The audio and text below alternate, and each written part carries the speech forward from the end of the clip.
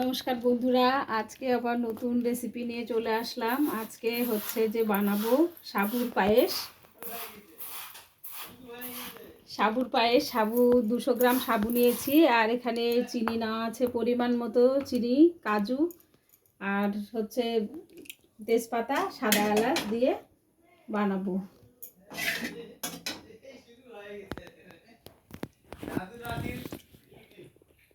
একদিকে দুধ জাল হচ্ছে আর আমি একদিকে সাবুটা ভেজে নিব।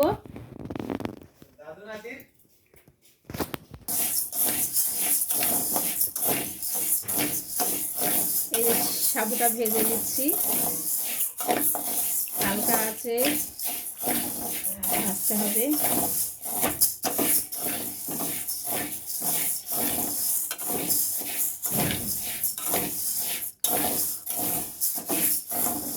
আমাদের এদিকে তো বৃষ্টি হচ্ছে, আপনাদের এদিকে কি বৃষ্টি হচ্ছে কি না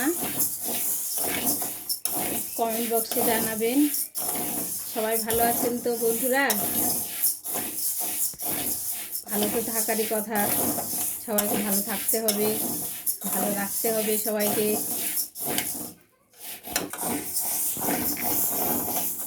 হয়ে গেছে আমার সাবু ভাজা, এবার নামিয়ে নেব। নামিয়ে ঠান্ডা করে তারপর ধুয়ে আমি 1 লিটার খাঁটি গরুর দুধ নিয়েছি, আর তার মধ্যে আমুল প্যাকেট গুঁড়ো দুধ দুটো দেব। তো দুধের পরিমাণটা হলে পায়েসটা খেতে খুব ভালো লাগবে। করতে হবে না,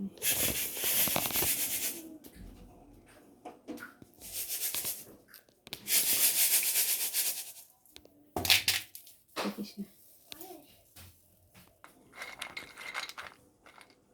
দেখাচ্ছিস নাকি? কাজুগুলোকে দিয়ে দিই।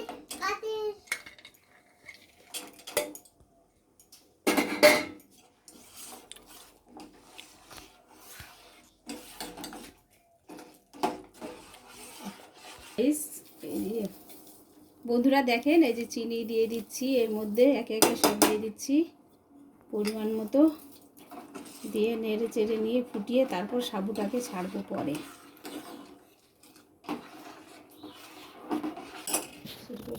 আমাকে বলবি।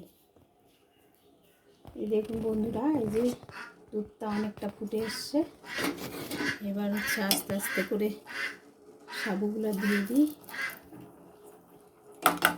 দেখুন কত সুন্দর ঝরঝরা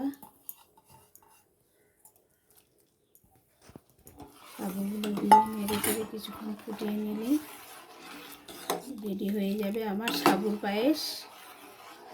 সাবুর পায়েস আজকে হচ্ছে একাদশীর দিন, আর আজকে আমার মেজো ছেলেরও জন্মদিন। সেই উপলক্ষে হচ্ছে যে আজকে ওকে সাবুর পায়েস খাওয়াবো। প্রত্যেক বছর তো ওকে গোবিন্দভোগ চালের পায়েস করে দিই, এবছর সাবুর পায়েস দিব, যেহেতু একাদশীর দিন পড়েছে তার জন্য। এই যে দুটো কলা আছে, এই পায়েসের মধ্যে কলা দুটোকে দেব, ছোট ছোট করে পিস পিস করে নিয়ে তারপর দেব।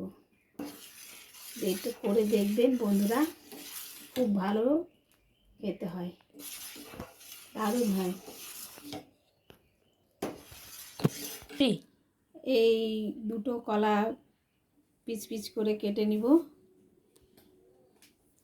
কেটে নিয়ে এই পায়েসের মধ্যে অ্যাড করব।